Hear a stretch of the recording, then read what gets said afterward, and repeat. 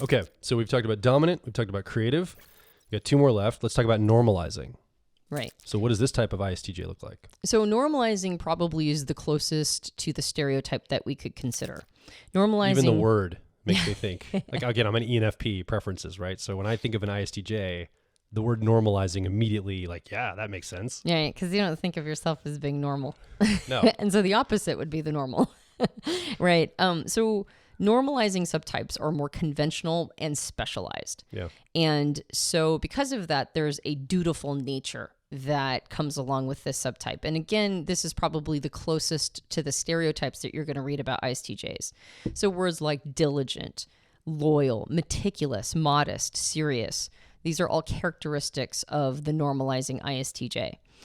They work a lot under the umbrella of a big organization. It's very common for them to be part of an organization. And so this is where you're going to say things like the police officer that you mentioned before, or somebody in the military. There's a lot of attraction to organizations and in institutions. That suits them. They have a strong analytical bent. They are the stereotype of the left-brained person, right? Who's that linear, literal thinker. They have that measured, stoic, thoughtful approach to life. They tend to be the most introverted of the ISTJ types, like both the dominant and the creative can sometimes show up more extroverted. This type is going to show up as a more introverted version of an ISTJ. And they're going to gravitate to the classics, right? Anything in the professional realm or anything they really feel like they can themselves attain that will give them a sense of stability and security. So practical, technical professions like accountant, that was the very first one on your list. That is very much the normalizing ISTJ preference, is something like accounting. Computer programming, doctor, engineer, lab scientist, lawyer, nurse, teacher, technician.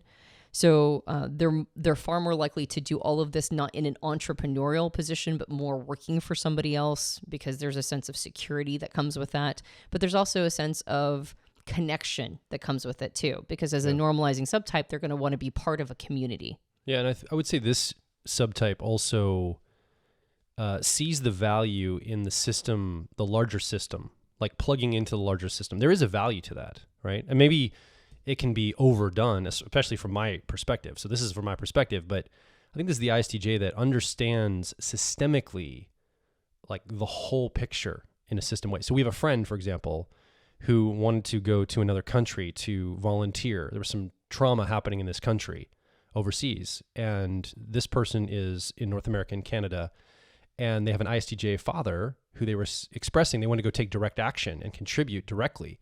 And their father said, actually, the best thing you can do to contribute to that country that's in turmoil is stay at home, get a stable job, pay your taxes, and our country of Canada will then support that through your taxes and through all the structure, the larger system that's at play. Don't take direct action, feed into the system, and the system will help support the actions that need to be taken on a global scale.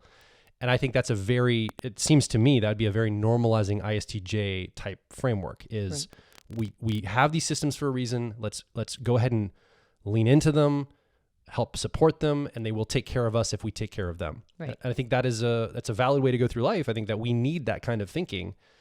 And that I think would play to this type of subtype. Yeah, for sure. There's not as much ambition in a normalizing ISTJ. They understand the importance of filling roles, and that, like you said, that we all support each other.